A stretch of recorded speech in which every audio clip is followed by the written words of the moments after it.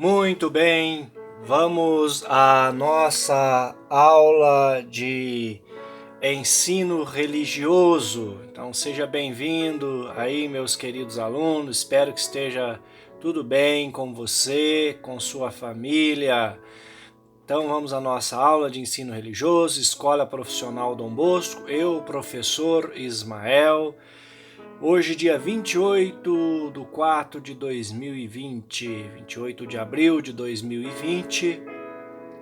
Ô galera, antes de dar sequência na nossa videoaula, pegue lá o seu caderno, lápis ou caneta para que você faça as devidas anotações, né? Percebi que vários alunos não estão anotando a matéria no caderno. E dessa maneira vai se perdendo as informações. Então é importante fazer a anotação da matéria no caderno. Então a aula de hoje vai ser uma aula com o objetivo de fazer uma revisão de fixação para que você possa fazer as devidas anotações aí no seu caderno, quem não fez. Mas pouquíssimos alunos estão fazendo anotação no caderno, pelo que eu percebi do feedback que me foi apresentado a partir da última aula que tivemos, ok? Muito bem, então pausa o vídeo ou pausa aí a nossa videoaula e vai então pegar seu caderno, a sua caneta, beleza?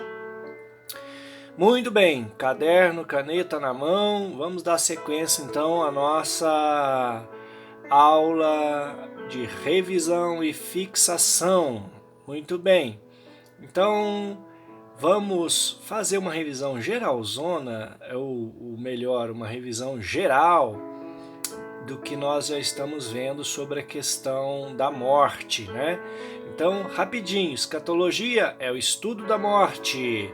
Há uma porcentagem grande de cristãos que acredita que o mundo vai acabar logo.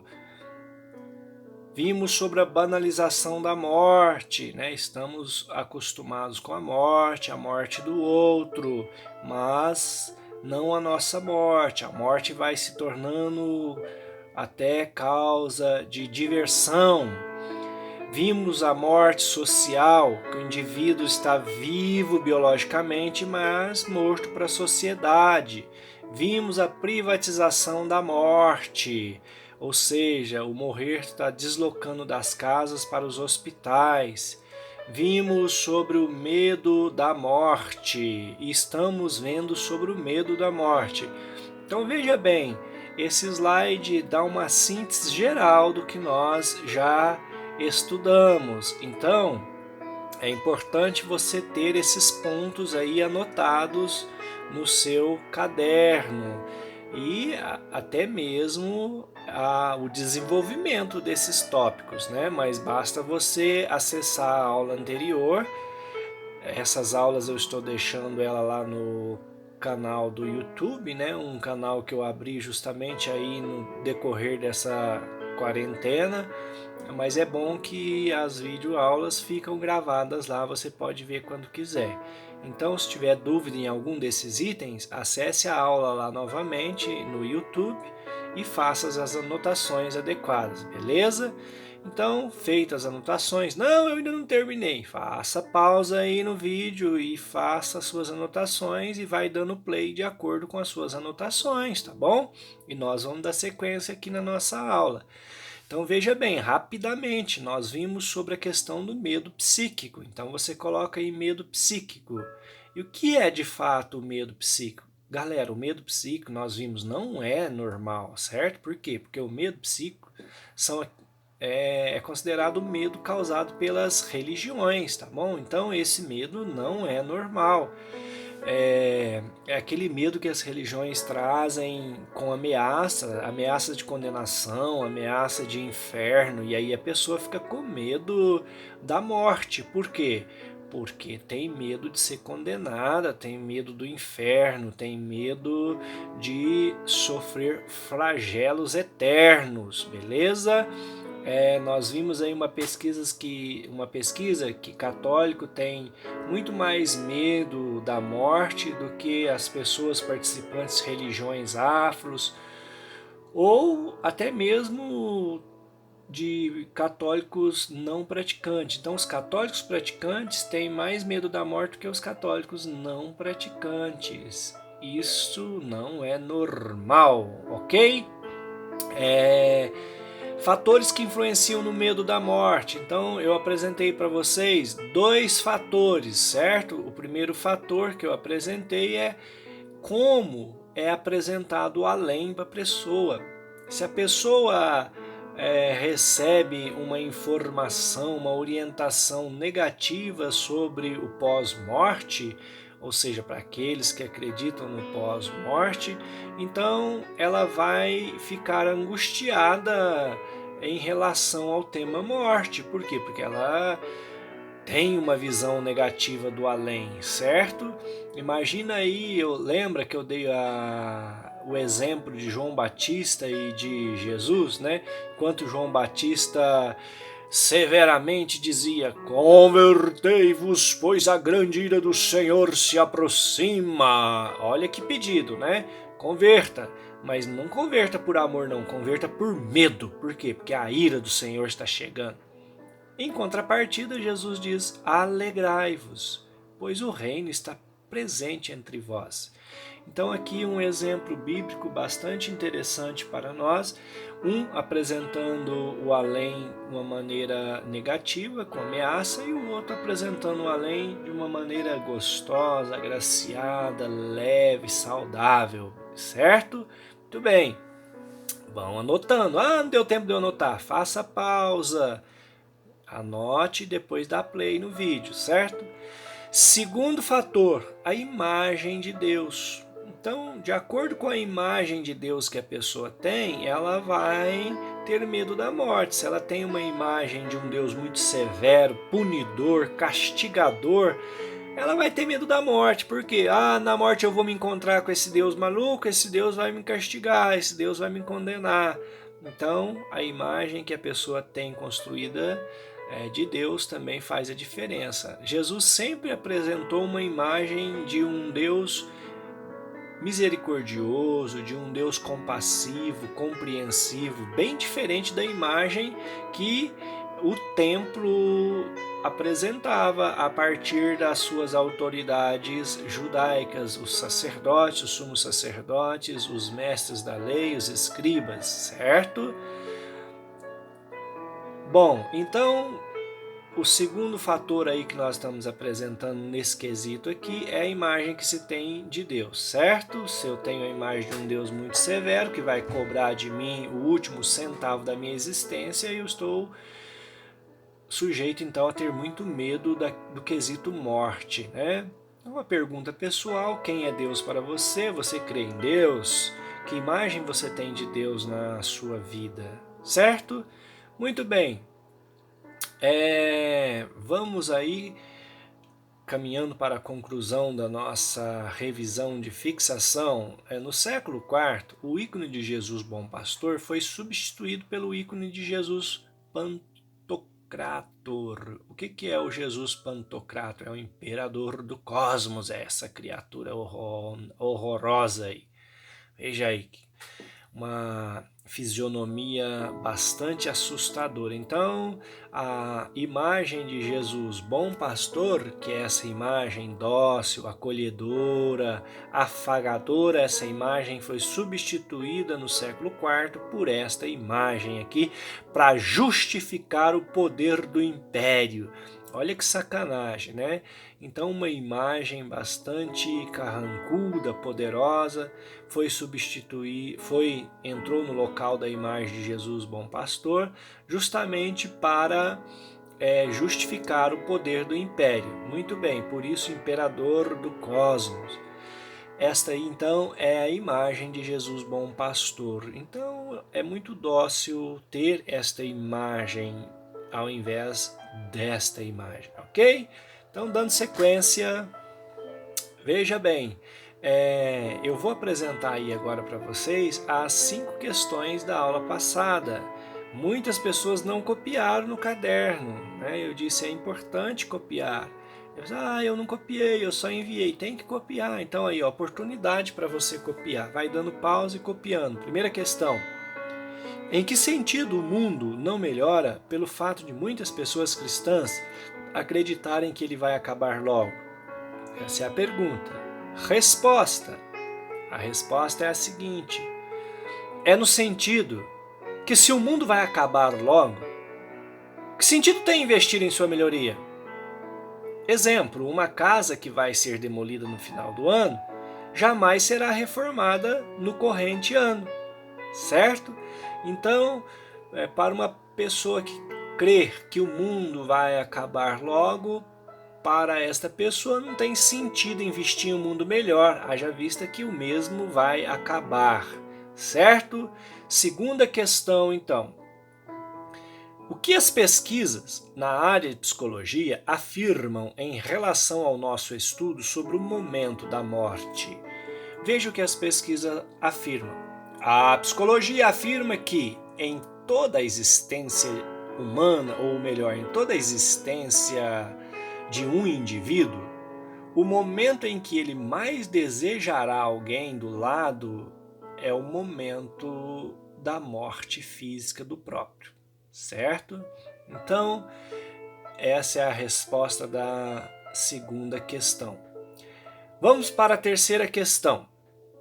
Por que é importante o medo natural da morte? Essa é fácil, né, galera?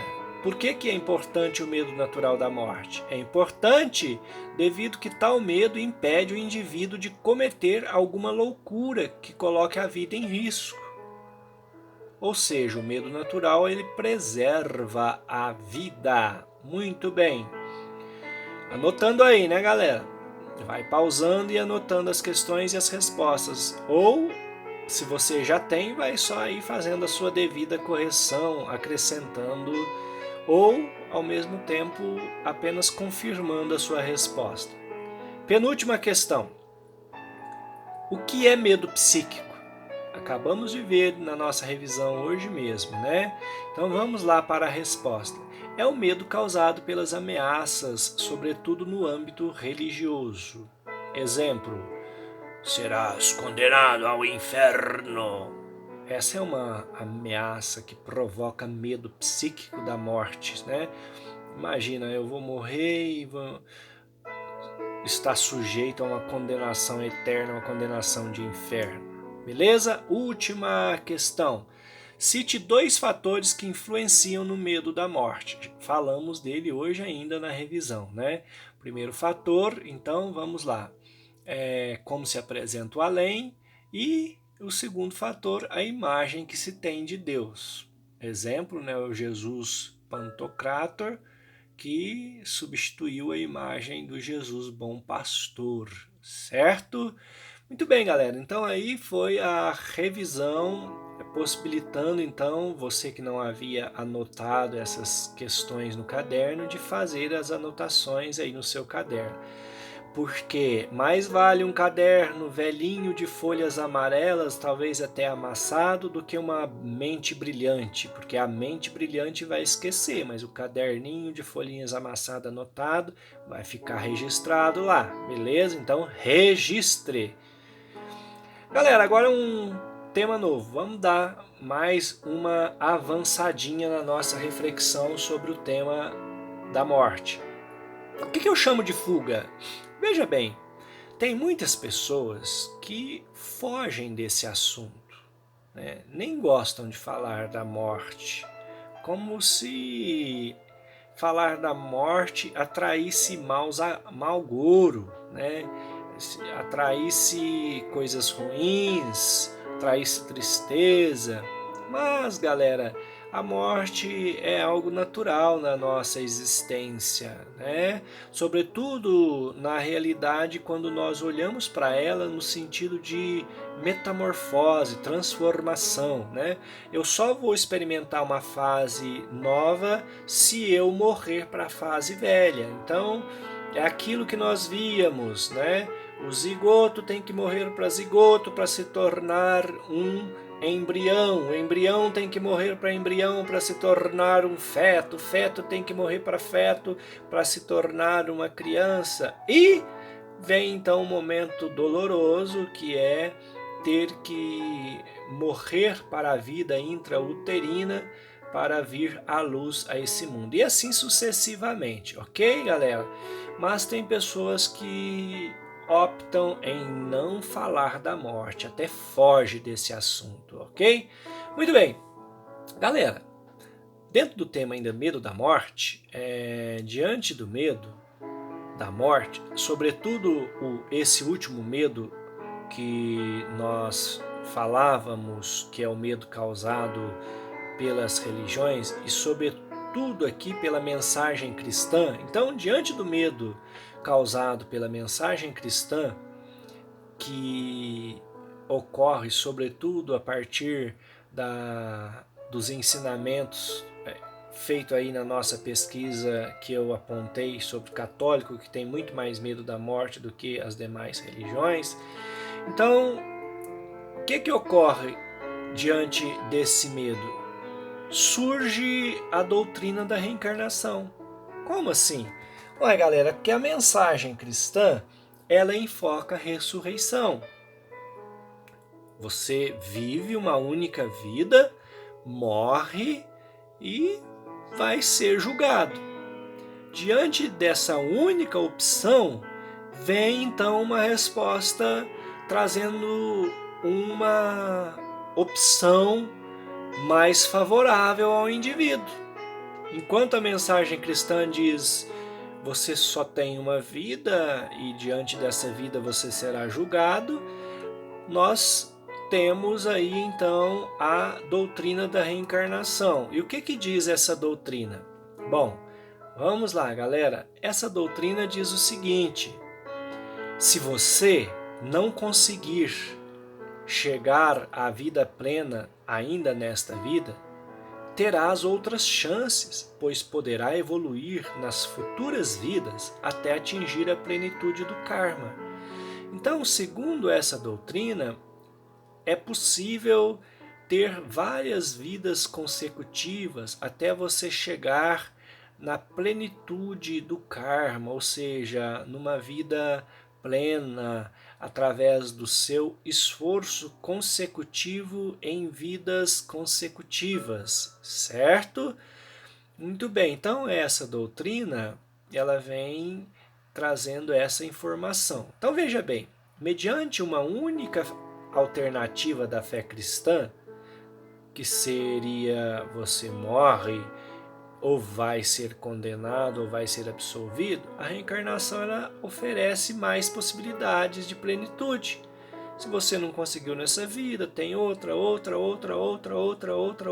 quantas vidas necessárias forem para que você consiga atingir a plenitude da existência, ok? Nós vamos estar vendo como que é que funciona isso em aulas posteriores, ok? Então isso aqui é só um pequeno relampejo sobre a doutrina da reencarnação, ok? Muito bem, pessoal.